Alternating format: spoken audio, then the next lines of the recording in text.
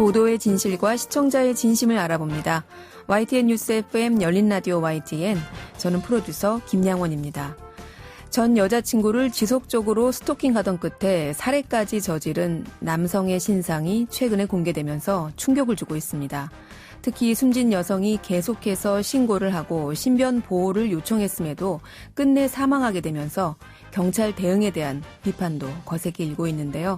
지난 7월에도 마포의 한 오피스텔에서 사귀던 남성에게 폭행당해 실신한 채 이리저리 끌려다니다 숨진 피해자의 CCTV 영상이 보도되면서 공분을 샀죠.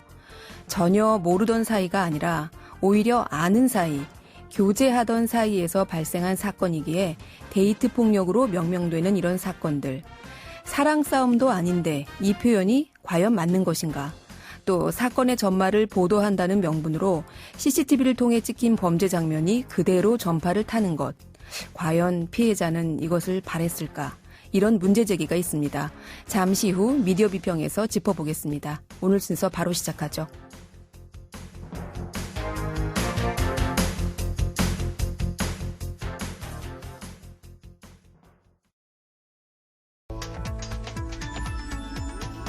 미디어가 전하는 이슈에 대한 다양한 분석과 팩트체크까지 바로 보고 뒤집어 보고 꼭꼭 씹어보기 위한 미디어 비평 프로그램 열린 라디오 YTN.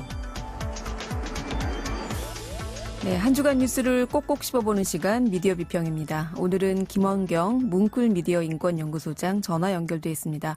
소장님 안녕하세요. 예, 안녕하세요. 네, 소장님 저희 이 시간이 인권 측면에서 미디어에서 보도된 뉴스들을 다시 한번 점검해보는 시간인데요. 예, 오늘은 어떤 소식 준비하셨습니까? 최근에 전 남자친구에게 스토킹 피해를 당해서 신변 보호를 받던 여성이 결국 전 남자친구에게 살해당하는 비극적인 사건이 있었잖아요. 네. 이른바 데이트 폭력 또는 교제살인 이렇게 말을 하는데요. 네. 이 데이트 폭력에 대해서 다룰 때도 피해자의 인격권을 침해한다는 지적이 있어서 함께 이야기를 나눠보려고 합니다. 네. 최근에 언론인권센터가 논평을 발표했습니다. 5일날 발표한 논평인데요. JTBC 뉴스룸이 지난 11월 3일 한 방송에서 마포구 오피스텔 데이트 폭력 사건이 그 CCTV 영상을 지나치게 자세히 보도했다. 그래서 이것이 피해자의 인격권을 침해한 것이다라는 지적이었습니다. 네. 언론인권센터에서는 5일 내놓은 논평에서 폭력적인 범죄 현장 CCTV 공개, JTBC는 문제의식 가져야라는 제목으로요. 해당 보도에서는 피해자의 피해 상황이 지나치게 자세히 보도되었고 심지어 폭행 장면이나 혈흔을 모자이크 없이 공개했다. 폭력적인 장면을 여과 없이 보도한 것은 피해자의 인격권을 침해한 것이다 라고 지적을 했습니다. 네, 오늘 얘기하고 싶다고 네. 제시해 주신 이 마포 오피스텔 데이트 폭력 사건. 두 남녀가 다툼 끝에 남성이 여성을 폭행하고 또 이렇게 피를 흘리고 쓰러진 피해 여성을 병원에 데려가거나 구호 조치를 하는 대신에 엘리베이터에 싣고서 이리저리 끌고 다닌, 그래서 참 공분을 샀던 그런 사건이었죠. 예, 그렇죠. 이 사건은 지난 7월 25일에 벌어진 폭력 사건입니다. 피해자는 뇌출혈 등의 상해를 입어서 의식불명에 빠진 상태로 23일 후에, 그러니까 8월 17일에 사망하셨습니다. 이후에 피해자의 어머니가 8월 25일에 남자친구에게 폭행당해 사망한 딸의 엄마입니다라는 제목으로 청와대 국민청원을 올렸습니다. 이 청원은 53만 명이라는 분들이 동의를 해서 결국은 이제 경찰청에 공식 답변까지 올라온 상태입니다. 경찰은 폭행 사건 발생 다음 날인 7월 26일 피의자에 대해서 상해 혐의로 구속영장을 신청했는데 법원에서 도주 위험이 없다면서 기각이 되었습니다. 그나마 피해자가 사망하자 경찰이 휴대폰 포렌식 그리고 주변인 추가 조사, 국가수 부검, 전문가 자문 등 보강 수사를 통해서 상해치사 혐의로 구속영장을 재신청했고요.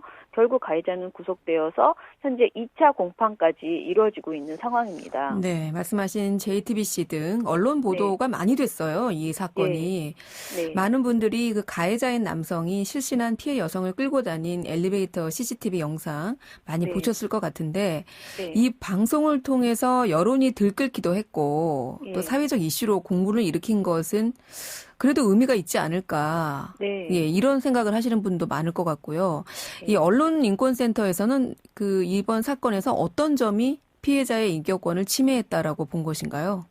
일단 JTBC 보도는 11월 3일 보도된 건데요. 다음 날인 4일에 1차 공판이 열렸거든요. 네. 제가 보기에는 그래서 공판 이전에 가해자의 죄질이 결코 가볍지 않다는 것을 드러내는 보도를 한 것으로 보입니다. 네. 그리고 또 JTBC는 공판 당일인 4일 오후에도 또 추가적으로 관련 보도를 이어갔습니다. 이번 이슈에 대해서 많은 관심을 갖고 보도한다는 것을 이제 알 수 있는 거죠. 하지만 범죄 CCTV 화면을 그대로 보여주는 것은 아주 극단적으로 필요한 경우가 아니라면 하지 말아야 할 보도 행태인 것은 분명합니다. 그리고 이것은 꼭 JTBC뿐만 아니고 수위가 다를 뿐 타사의 대부분의 다른 보도들도 비슷한 현상을 보였거든요. 그래서 이런 상황에 대해서 우리가 좀 살펴봐야 된다. 다시 한번 이것이 맞는 보도 행태인가에 대해서 짚어봐야 될 것이라고 생각합니다. 네. 그래서 이번 사건을 들고 오신 건데 네. 극단적으로 필요한 경우가 아니라면 범죄 CCTV 화면을 그대로 보여줘서는 안 된다. 이렇게 지금 말씀하셨잖아요. 네. 그 근거가 있지요. 예, 일단은 방송심의 규정을 보면요. 제37조 충격 혐오감에서 방송은 시청자에게 지나친 충격이나 불안감, 혐오감을 줄 수 있는 다음 각 호의 어느 하나에 해당하는 내용을 방송하여서는 아니 된다. 단, 내용 전개상 불가피한 경우에는 극히 제한적으로 허용할 수 있으나 이 경우에도 표현에 신중을 기하여야 한다라고 하면서요. 그 방송하지 말아야 할 구체적 상황을 적시했는데요. 그중 하나가 육항인 범죄 또는 각종 사건 사고로 인한 인명피해 발생 장면의 지나치게 상세한 묘사입니다. 네. 또한 38조 범죄 및 약물 묘사 1항에서도요. 방송은 범죄에 관한 내용을 다룰 때에는 불가피한 경우를 제외하고는 폭력, 살인 등이 직접 묘사된 자료 화면을 이용할 수 없으며 관련 범죄 내용을 지나치게 상세히 묘사하여서는 아니 된다라고 적시되어 있습니다. 네. 다시 말해서 우리 방송심의 규정에 따르면 범죄 보도를 지나치게 상세하게 묘사하는 것도 시청자에게 지나친 충격이나 불안감, 혐오감을 줄 수 있는 것이기 때문에 유의하여야 한다라고 밝히고 있는 것이고요. 특히 폭력과 살인이 직접 묘사된 화면은 정말 불가피한 경우가 아니라면 이용하지 말라는 것, 지나치게 자세한 묘사도 하지 말라는 것입니다. 네. 방송심의 규정 외에 자율규제 성격의 가이드라인이나 준칙에서도 사실 이런 CCTV 화면 노출은 더 강하게 하지 말아야 하는 것으로 규정해놓고 있습니다. 이번 CCTV 영상 보도는 국가인권위원회와 한국기자협회가 만든 인권보도준칙 제2장 인격권 조항도 위반한 셈이거든요. 네. 그리고 방송이 이렇게 CCTV를 공개하면 인터넷 보도에서는 또 이 장면을 캡처한 그 화면이 굉장히 많이 유포되잖아요. 그래서 방송은 더더욱이 CCTV 화면 공개에 신중을 기해야 합니다. 네. 그런데 이번 네. CCTV 영상 같은 경우에는 피해자 유족 측에서 네. 이 방송사 쪽에 보도를 요청한 것으로 알고 있는데요. 네, 맞아요. 네. 유족 측은 가해자에게 살인죄를 적용해야 한다라는 것을 주장하면서 그 근거로 피해자의 얼굴과 폭행 장면 등을 공개하는 데 동의하는 것은 물론이고요. 사실 언론 보도에 굉장히 적극적으로 임하고 계십니다. 네. 그래서 JTBC 보도 이전에도 SBS의 궁금한 이야기 Y가 8월 27일에 이 사건을 다루면서 CCTV 장면을 공개했고요. 네. 당시에도 여러 인터넷 매체에서 이게 보도가 됐고 또 다른 여러 방송사에서도 정도의 차이만 있을 뿐 CCTV 영상과 함께 이 이슈를 많이 보도를 했습니다. 네. 하지만 유족 측이 피해자의 사진과 실명, 영상, 피해 장면 등을 모두 공개해달라고 요청한다 하더라도 언론사 입장에서는 다시 한번 심사숙고할 필요가 있다는 것입니다. 언론인권센터에서도요. CCTV 영상이 이미 여러 차례 공개된 상황에서 JTBC가 다시 한번 자극적인 영상을 추가로 공개할 필요가 있었는지, 그리고 피해자의 피해 상황을 지나치게 자극적인 단어를 사용해서 구체적으로 묘사할 필요가 있었는지를 묻는 것이거든요. 네. 하나 좋은 예가 있는데요. 한국기자협회 이달의 기자상을 받았던 MBC 공군 성폭력 사망 은폐 사건의 공적 설명서를 보면요. 네. 당시에 유가족들이 군에 의해서 철저히 은폐된 이 사건을 공론화하고 억울하게 숨진 고인의 원혼을 달래고 싶다면서 취재진에게 사연 보도와 함께 사망 당시의 동영상을 공개해달라고 강하게 요청했다고 합니다. 네. 심지어는 유가족 중 일부가 단 1초라도 영상을 보도해달라, 안 된다면 모자이크 처리한 캡처 사진이라도 공개해달라고까지 말했다고 합니다. 하지만 취재진과 보도국 내부의 토론 과정에서 이것은 보도 윤리에 맞지 않는다는 결론에 이르러서 해당 동영상은 일체 공개하지 않기로 최종 결정을 했대요. 네. 그리고 MBC는 대신 유가족들에게 군인임을 자랑스러워했고 성추행에도 당당하게 대처했던 고인을 비극적인 선택으로 내몰게 만든 것이 무엇인지 끝까지 그 책임을 묻겠다, 그런 보도를 하겠다라고 약속을 하면서 유가족을 설득했다라는 것입니다. 네. 네. 이번 사건이 이렇게 이제 사회적 이슈로 떠오를 수 있도록 네. 사실은 JTBC도 지속적으로 추적 보도한 거잖아요. 네, 네. 어떻게 보면은 이건 뭐 악의적으로 한 건 아닌데 네. 그랬음에도 불구하고 보도 윤리를 다시 한번 점검했어야 한다는 지적이시네요. 예, 맞습니다. JTBC가 CCTV 영상을 추가 공개해서 폭력에 대한 공분만을 키우는 방식이 아니라 공판 과정에서 나오는 핵심 쟁점들을 잘 짚어보는 방식을 취했으면 더 좋았겠다라는 아쉬움이 큽니다. 네. 언론인권센터에서도요, 가해자의 폭력성, 범죄 장면, 피해 현장만을 적나라하게 담고 있는 CCTV 보도 외에 데이트 폭력에 대한 깊이 있는 보도는 이루어지지 않았다라고 지적을 했습니다. 그리고 설령 CCTV가 유가족의 요청으로 공개되었다 하더라도 언론은 피해자의 인격권과 폭력적인 장면을 시청해야 하는 시청자들의 정신적 피해를 고려했어야 한다라고 지적을 했어요. 사실 우리가 주의해야 할 것은 유가족의 의견뿐만이 아니고요. 그 보도를 보고 불특정 다수의 방송 시청자들이 어떤 영향을 받게 될 것인가, 이것도 분명하게 고려해야 한다는 것입니다.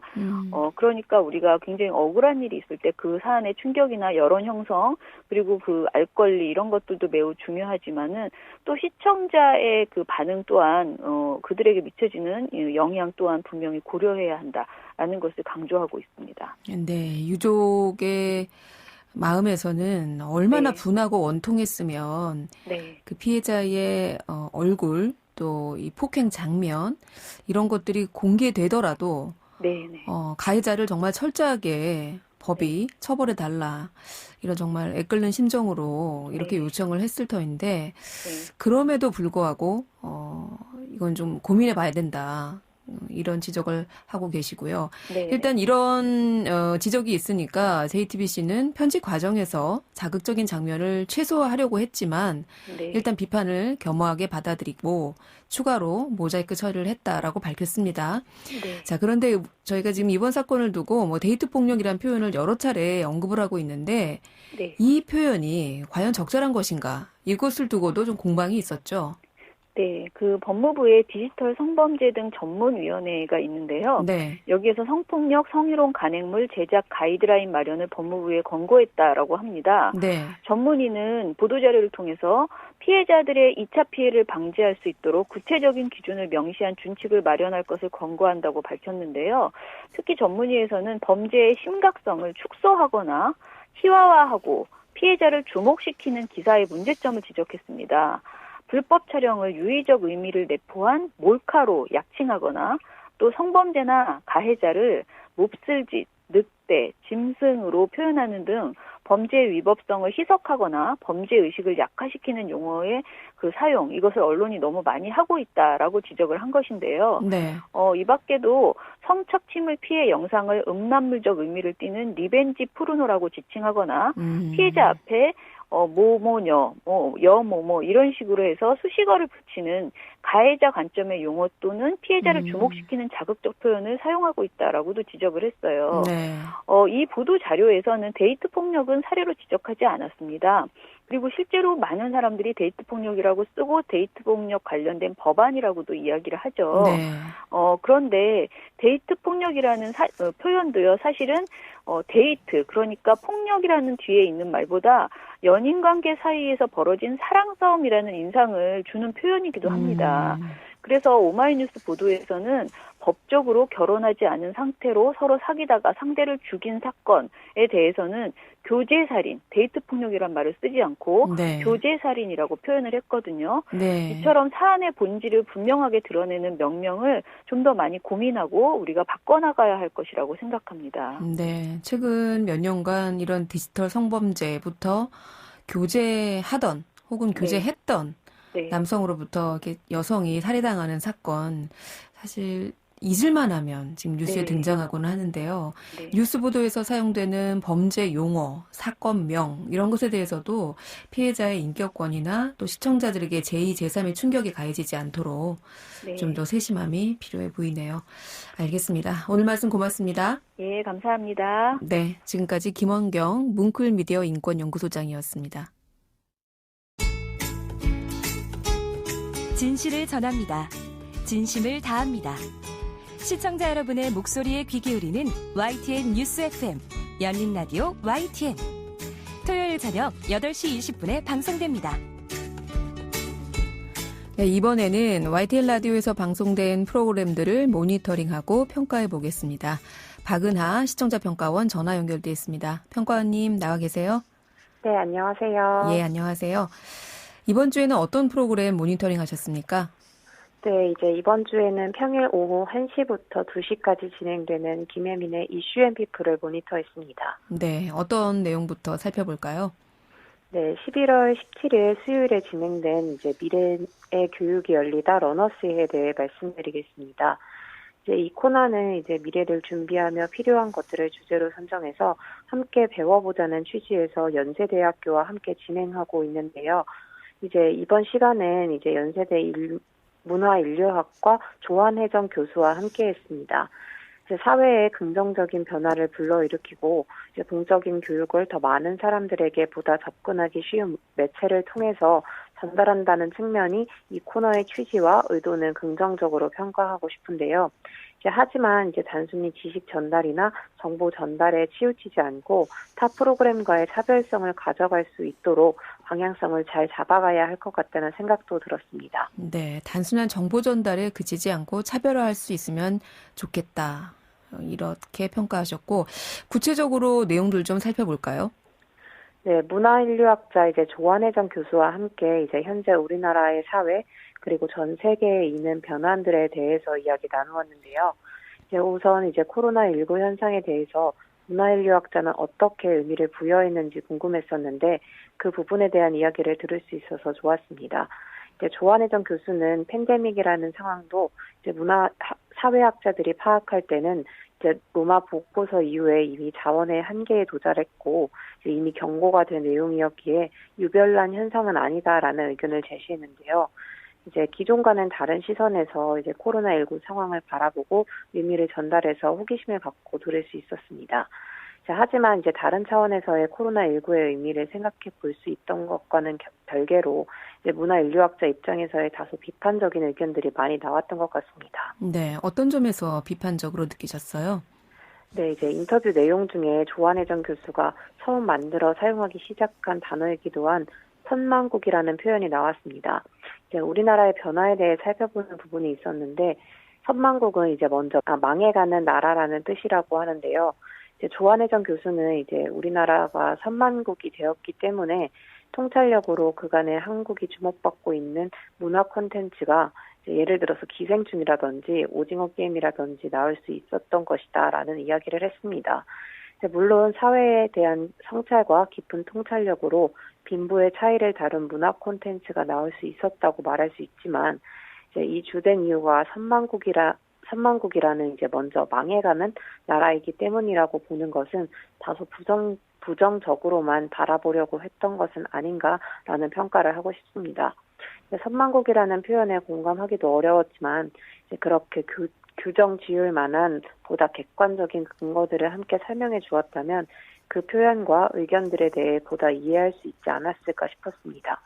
이제 의견을 뒷받침하는 부분에 대한 것들이 다소 빈약해서 교수의 개인적인 의견으로 비춰지는 부분이 없지 않아 있었습니다. 네.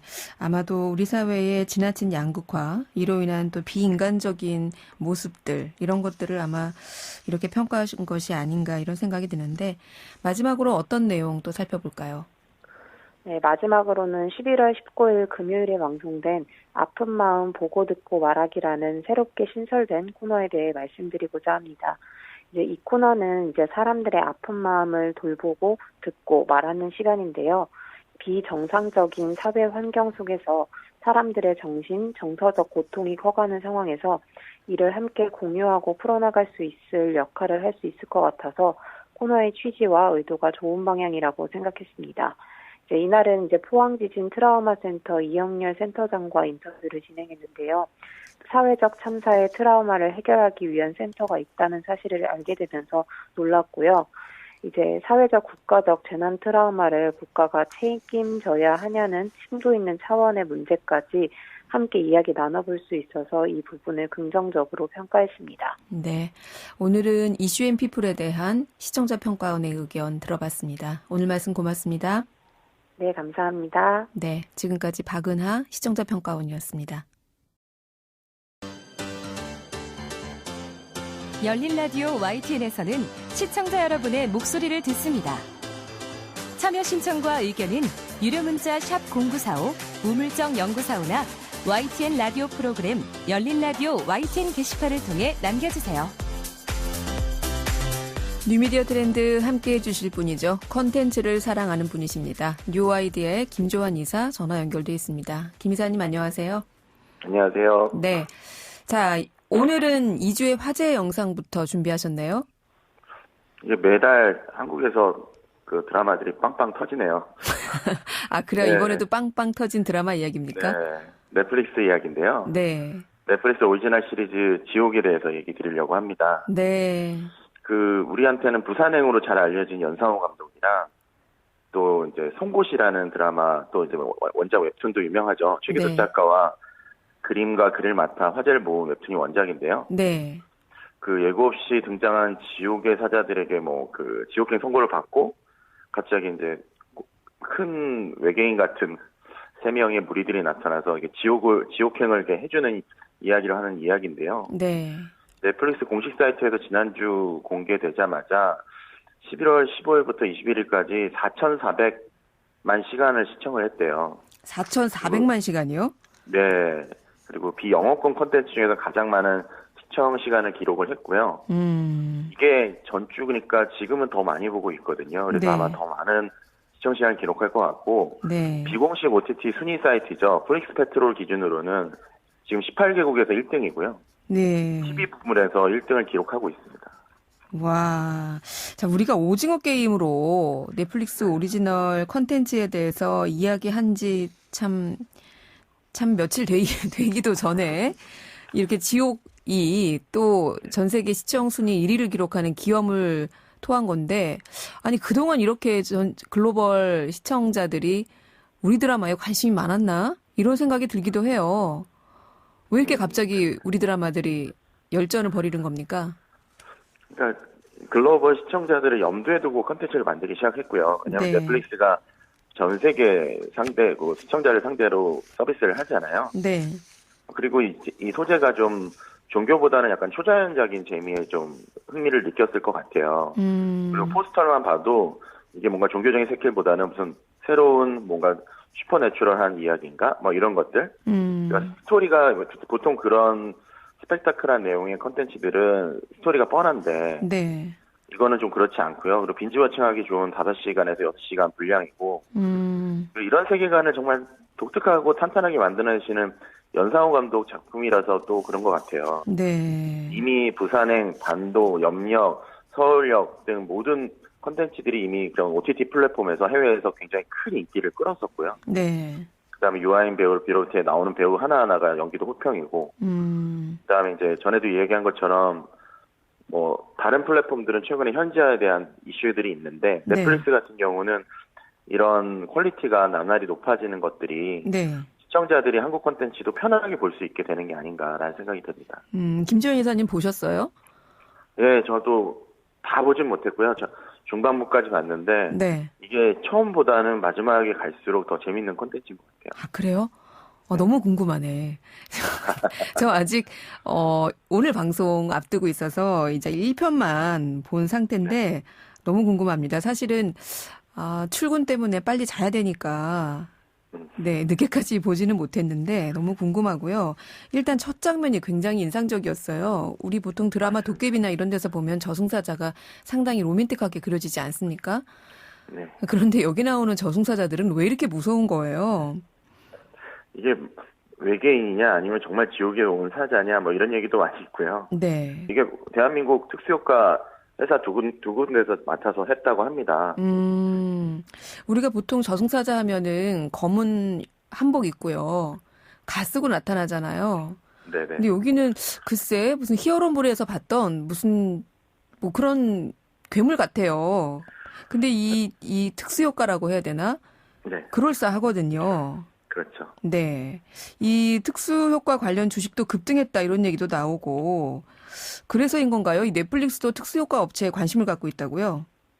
네, 지금 뭐 특수효과가 콘텐츠를 어떻게 보면 빛나게 하는 역할을 많이 하잖아요. 네. 네, 넷플릭스가 캐나다에 본사를 두고 있는 독일계 VFX 회사입니다. 스케라인 VFX를 인수한다는 소식인데요. 네. 이 회사가 뭐 넷플릭스 오리지널로 유명한 기묘한 이야기의 특수효과를 담당하기도 했지만 대부분의 그런 DC와 그런 그러니까 히어로물 아까 얘기하신 네. 그런데 아주 굉장히 특징이 있는 회사입니다. 아. 근데 이번 그 지옥에는 이 업체하고는 상관이 없는 거잖아요. 지옥의 특수효과를 맡은 회사는 뭐 우리나라에서 잘 알려진 그 엔진 비주얼 웨이브랑 그다음에 덱스터라는 회사에서 특수효과를 했고요. 네. 그래서 이런 특수효과를 뭐 인수한 이유들도 다양하다고 볼 수 있습니다. 네. 어떤 이유에서 그 이렇게 유명한 특수효과 업체를 넷플릭스가 인수했을까요? 뭐 DC 같은 워너브라더스의 영화들을 많이 하는데 네. 그 어떻게 보면 좋은 회사 자기네 콘텐츠도 많이 하고 있는 회사를 다른 회사 거를 하는 거가 사실 탐탁지 않지 않겠습니까? 독점하려고. 네, 독점하라는 것도 있고요. 그리고 네. 넷플릭스 스튜디오 운영 부사장인 에이미 리하인드는 이 인수 배경엔 그러니까 인프라 인력을 투자하면서 눈에 보이는 뭐 경계를 넓히기 위한 가상 기술에 투자할 거라고 얘기했는데요. 네. 아마 이런 후반 작업 회사 인수는 계속 될 것 같습니다. 뭐 아까 말씀드렸던 것처럼 정말 잘하는 회사고 자기들이 이런 작업이 필요한데 다른 회사한테 일을 나눠줄 필요는 없고 네. 그다음에 이게 촬영이 끝나는 것과 후반 작업 일정이 컨텐츠의 어떤 출시 일정과 굉장히 영향을 많이 줍니다. 그러니까 촬영이 끝났더라도 후반 작업의 시간이 길어지면 컨텐츠가 우리한테 보여지는 시간이 더 오래 걸리는 거고요. 네. 그래서 만약에 자회사로 두고 그런 일정 조정을 자기들이 타이트하게 할 수 있다고 하면 네. 원하는 시간에 컨텐츠를 출시할 수 있게 되겠죠. 그래요. 자, 이렇게 넷플릭스 오리지널 또다시 한국 드라마로서 세계 시청순위 1위를 기록한 지옥에 대해서 좀 얘기를 들어봤고요. 자, 이번에는 이 국내에 최근에 진출한 OTT인데 디즈니 플러스. 네. 이게 출시되면서 이 마블 시리즈가 모두 독점 공개되잖아요. 이 디즈니 플러스에서. 맞습니다. 이렇다 보니 진짜 제 입장에서는요. 아니 넷플릭스 지옥도 봐야 되고 또 디즈니 플러스 들어가서 또 거기 나오는 로키도 봐야 되고 이게 둘 다 보려다 보니까 월 이용료가 만만치 않아요. 네, 넷플릭스도 또 한국 서비스 이후에 처음으로 월 이용료를 인상했다 이런 소식도 들리고요. 사실 좀 다른 국가에서는 인상을 계속 여러 번 해왔어요. 근데 한국은 어떻게 보면 처음 인상을 하는 것처럼 보이는 거고요. 네. 뭐 이제 지난 18일 날 요금제를 인상을 했는데 스탠다드 요금제가 12,000원에서 13,500원으로 12.5% 인상했고 네. 그다음에 최고가 요금제인 프리미엄이 월 14,500원에서 17.2% 오는 17,000원. 그리고 거의 안 쓰죠. 왜냐하면 기본 요금인 베이직은 화질도 떨어지고요. 그러다 네. 보니까 한 사람밖에 못 쓰는데 월 9,500원은 그대로 유지하는 것들을 발표했습니다. 네. 근데 말씀하신 것처럼 많은 사람들이 한 개만 볼 수가 없는 세상이 되고 있어요. 그러니까요. 네, 지난 6월 한국 소비자원의 그 OTT 소비자 만족도 이용 실태에 따르면요. 네. 54.6%가 2개 이상을 이미 쓰고 있다고 하고요. 아, 그래요? 예, 그리고 비슷한 시기에 방송통신위원회 정보통신정책연구원이 공개한 조사에서는요. 44.9%가 월 10,000원에서 20,000원 이상의 구독료를 이미 지출하고 있다. 그러니까 10,000원에서 20,000원 사이면 한 개 이상의 가능성이 높죠. 그래서 그러네요. 음악 서비스는 기본적으로 다들 하나씩은 들으시잖아요. 그렇죠. 거기다가 넷플릭스, 웨이브, 티빙, 왓챠, 뭐 디즈니 플러스, 라쿠텔, 그리고 뭐 쿠팡 플레이까지 하면 7개가 되고요. 사실 와. 이거보다 저희한테 알려지지 않은 동영상 서비스는 더 많을 거예요. 그리고 더 들어올 회사들이 더 많이 있죠. 그리고 다 똑같은 서비스를 하는 게 아니라 저마다 오리지널이니 네. 독점이니 이런 네. 콘텐츠를 늘리다 보니까 말씀하신 네. 것처럼 넷플릭스 하나만 보고 될 일이 아니게 되고 있죠. 참 예전에는 그냥 TV 틀면 리모컨으로 거기서 하루 종일 다 보여줬잖아요. 네. 이제 옛날 얘기를 해요. 네. 근데 이제는 그 오리지널 콘텐츠들이 워낙 대세다 보니까 진짜 그 콘텐츠를 보기 위해서는 거기에 가입할 수밖에 없는 이런 현실. 정말 소비자들의 주머니를 너무 탈탈 털어간다. 이런 생각도 드는데, 그런데 말이에요. 넷플릭스는 최근에 뭐 오징어 게임도 그렇고요. 우리가 방금 소개했던 지옥도 그렇고, 콘텐츠가 워낙 이제 성공하는 콘텐츠도 많고, 그 OTT 중에서는 글로벌 1위잖아요. 네. 그러면 돈도 많이 벌 텐데 왜 이렇게 자꾸 요금을 인상하는 걸까요? 반대로 투자도 더 많이 하고 있잖아요. 한국 콘텐츠에 투자를 많이 하고 있고, 네. 그다음에 이제 지옥이나 오징어 게임이나 이런 것들의 성공에 따라서 충성 고객들도 많아지고 있어요. 그러면 뭐 이제 이들은 아직 뭐 디즈니나 아니 다른 회사처럼 뭐 리조트나 아니면 물건을 팔거나 이런 것들이 물론 조금씩 하고 있지만 네. 수익을 얻어들이는 게 고객들한테 이제 OTT 서비스 구독료를 받는 거지 않습니까? 네. 그래서 뭐 다른 국가에서는 슬로우해지는 부분도 있기 때문에 최근에 가격들을 많이 올리고 있거든요. 한국에서도 아직 때가 됐다라고 네. 생각한 것 같아요. 여전히 미국 대비는 24% 정도 저렴합니다. 아, 우리가요? 네, 미국은 최고 비싼 요금제가 2만 원이 넘고요. 아, 그래요? 네, 그리고 뭐 13.99, 8.99달러, 17.99달러 이런 식으로 가격 자체가 높습니다. 그래서 제일 싼 요금제도 대한민국이 제일 저렴한 편이고요. 근데 뭐 다른 제3국가에서는 한국보다 저렴한 국가가 분명히 있습니다. 근데 이제 한국도 넷플릭스가 보기에는 메인스트림으로 올라왔다라고 보고 이제 비용을 올리는 것 같고요. 그러니까 구독료 인상으로 컨텐츠에 재투자할 가능성이 높죠. 그래서 한국 컨텐츠를 제작하시는 분들한테는 어떻게 보면 호재가 될 수 있는데 네. 이제 시청자들이 부담이 이제 더 가중된다는 게 문제겠죠. 그래서 이렇게 구독료 부담을 좀 줄이자. 이래서 이 OTT 구독도 쪼개기로 공유할 수 있는 서비스가 있다면서요? 네, 저도 요즘 심각하게 고민을 하고 있는데요. 네. 그러니까 본인이 사용하고 있는 구독 서비스를 공유해서 이제 비용을 아끼거나 아니면 다른 사람의 계정을 공동으로 관리를 해주는 그런 서비스가 나오고 있어요. 네. 그래서 n분의 1을 통해서 저렴하게 관리할 수 있는 장점이 있는 서비스들이고요. 네. 이런 것들이 한두 개가 아닙니다. 되게 많이 나오고 있어요, 한국에서. 저 근데 이렇게 예를 들자면 넷플릭스 입장에서는 제 이름으로 가입이 돼 있는데 제가 김 이사님하고 같이 이렇게 공유해서 보는 거 회사 측에서는 이런 거를 문제 삼지는 않나요? 사실 넷플릭스가 이 부분에 대해서 제일 많은 고민을 하고 있을 것 같아요. 그래서 예전에는 뭐 이제 앱스토어나 이런 데서 뭐 예전 남친한테 뭐 예전 여친한테 빌려준 그거 뭐 비밀번호 바꿔라 뭐 이런 그런 프로모션도 한 적이 있었고요. 아, 넷플릭스가요? 네. 아, 그리고 그래요?